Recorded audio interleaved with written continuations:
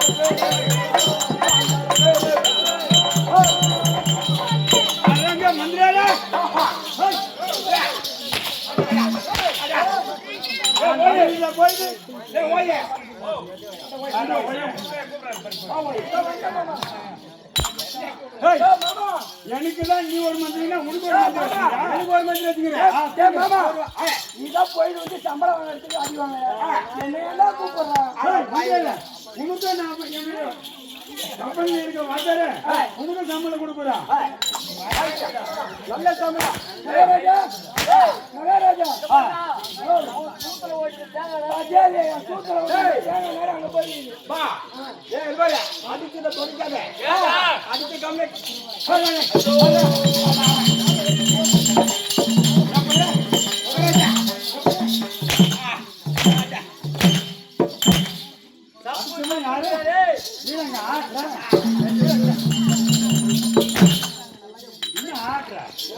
மகாராஜா நல்லா ஆடுவாங்க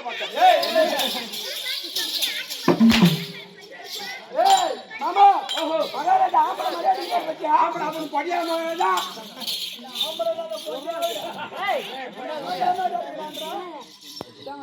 இன்னும் 2 எடுத்து கொடுங்க மகாராஜா.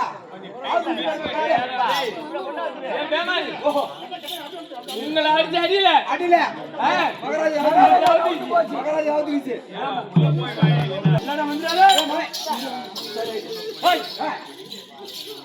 இந்த சபை முன்பதாக ஆமாங்க. நான் வந்தேன். நான் இது தெரிஞ்சையா சொன்னது விளக்கம். எந்த நாட்டு மன்னன், எந்த நாட்டு மன்னன்? எந்த நாட்டு அரசன் அரசன். தெரியுமா? சொன்னால் தெரியும். சொன்னால் தெரியும். ஆமாங்க. என்னை அடிக்காமலே இருக்கக்கூடிய மந்திரி நான் சொன்னால் தெரியும். ஆமாங்க. ஏய், 4 வேதம். 4 வேதம். ஏய்,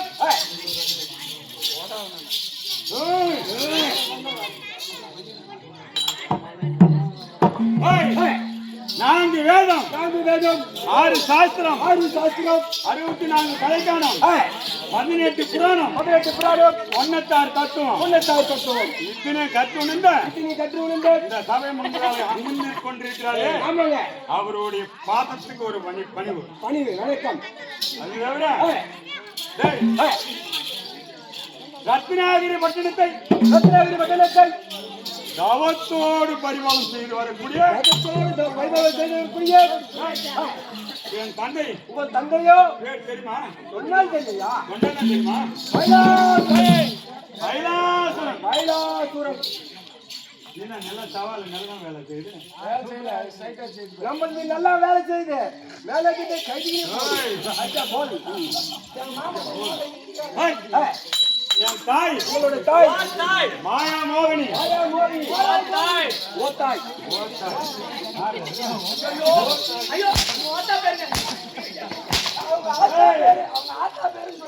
அம்மா ஆத்தா பேருன்னு சொல்லு. ஓட்டா பேர் நீ ஏலம் போடுறியா?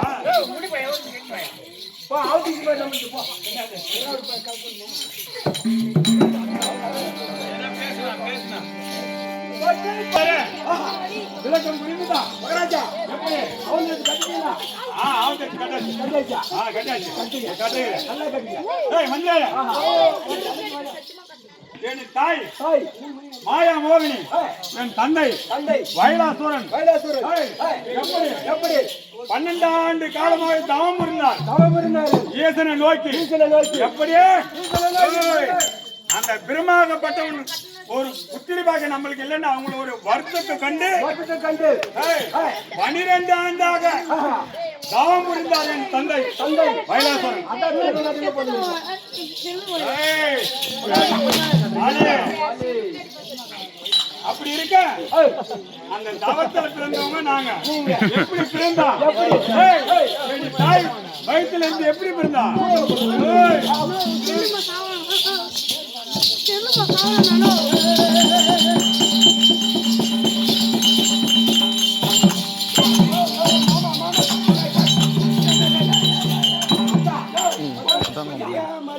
வேலை பண்ணுமா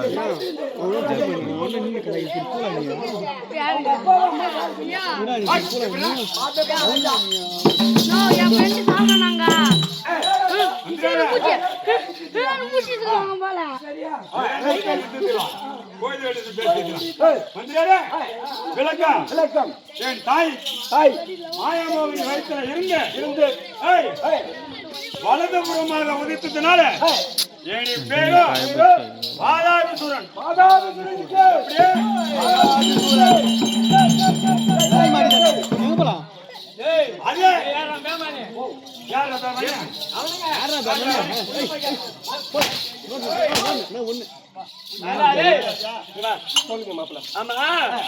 அவன் எப்படி பிறந்தான்னு இது வரைக்கும் சொல்லல.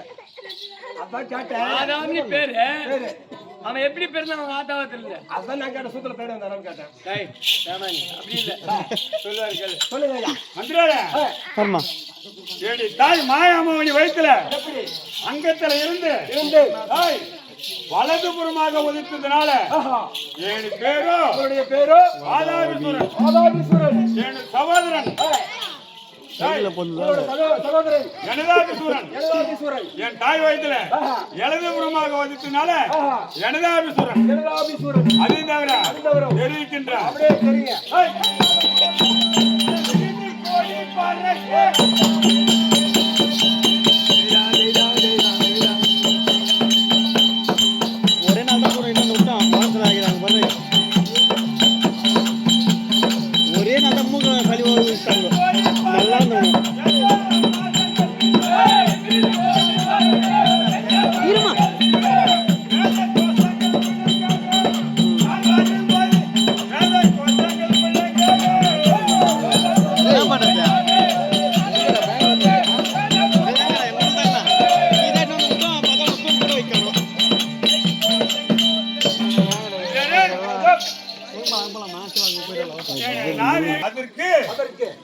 கொடியானது எப்படி பேச வேண்டும் அல்லவா? அது தவிர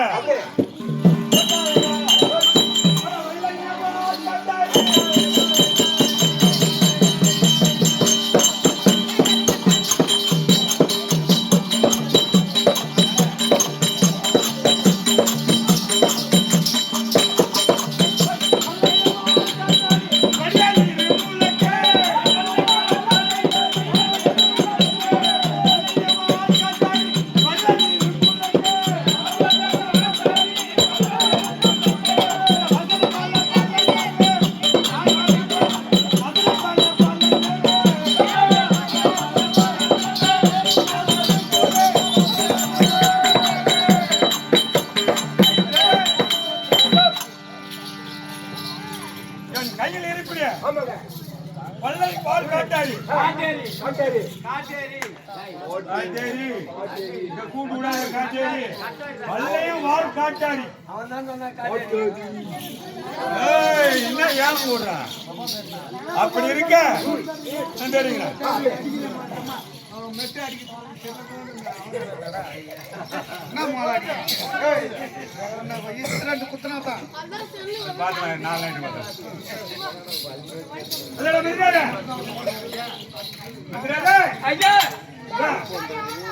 பரவி மாதர்கள் நடிக்க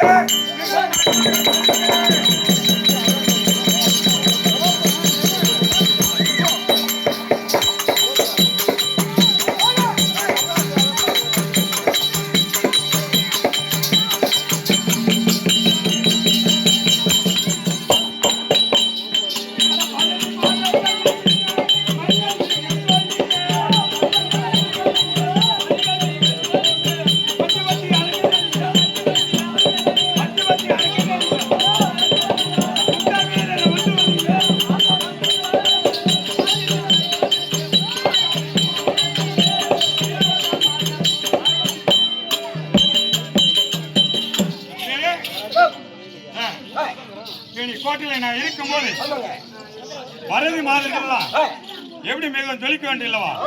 அதையும் தவிர இப்ப ஏடி கோத்திரம் இருக்கிறது ஏடி விளக்கம் சொல்லி வருகின்றேன். ஊங்கொட்டாத விளக்கமாக சொல்லணும். அவருடைய கோல எப்படி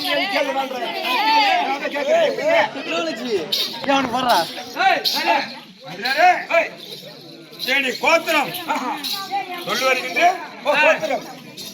விளக்கம் புரிந்து கொள்வாய். காசி பிரமா ஆளும் தேவர் எப்படி தெரியுமா? இந்த அசுரர்களை பைய வாங்கணும்னு ஒரு எண்ணத்தை கொண்டு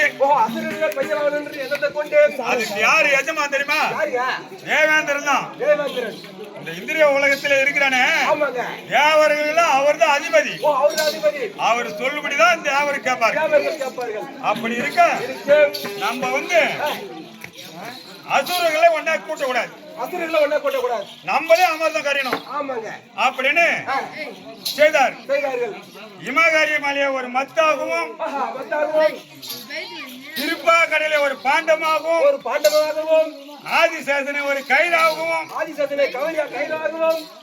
அவங்க ஈர்த்து கொண்டார். அமர்ந்ததை ஈர்த்து கொண்டாரு. அப்படி இருந்து கூட அமர்தம் வரவில்லை. இது நம்மளால முடியாது. ஒரு புறம் அசுரர்களை சேர்த்தாதான் அமர்தம் கடைய முடியும் அப்படின்னு தெரிவித்தார்கள். அது யார் தெரிவித்தது? தேவேந்தர் தான். அது பிரகாரம் அசுரர்களை கூப்பிட்டாரு.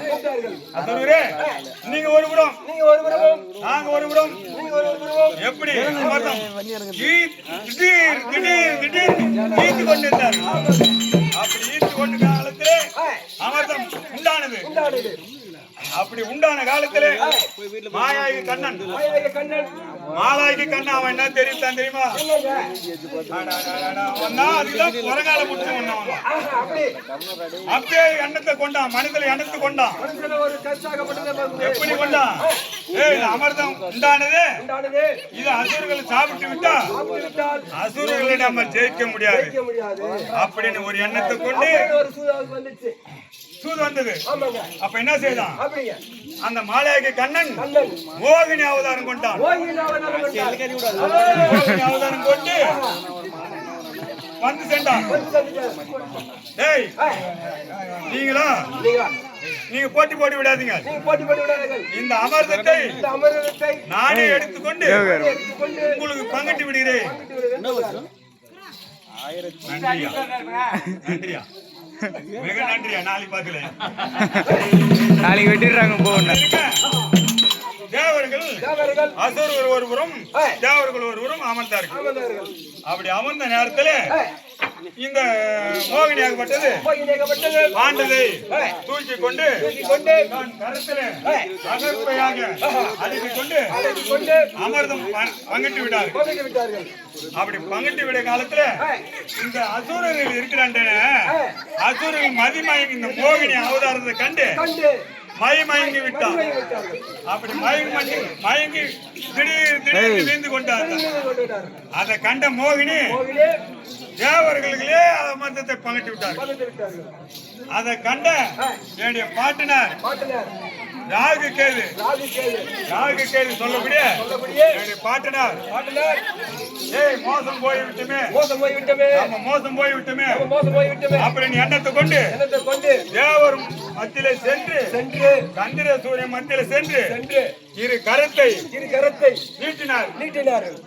அதை தெரியாம படிக்க அந்த மோகினியாகப்பட்டவள் அமிர்தத்தை கொடுத்து விட்டான்.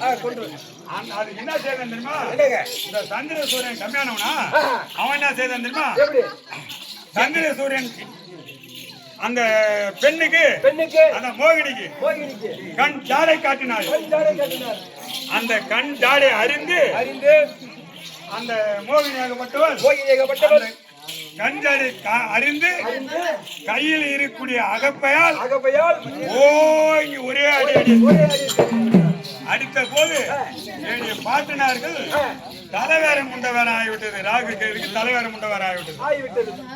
அப்ப சொன்னது அடே சந்திர சூர்யா இப்போது நீ நீ சைகை காட்டின இல்லவா? அது பிரகாரமே அந்த மோகினியை அடிச்சு தலைவேரம்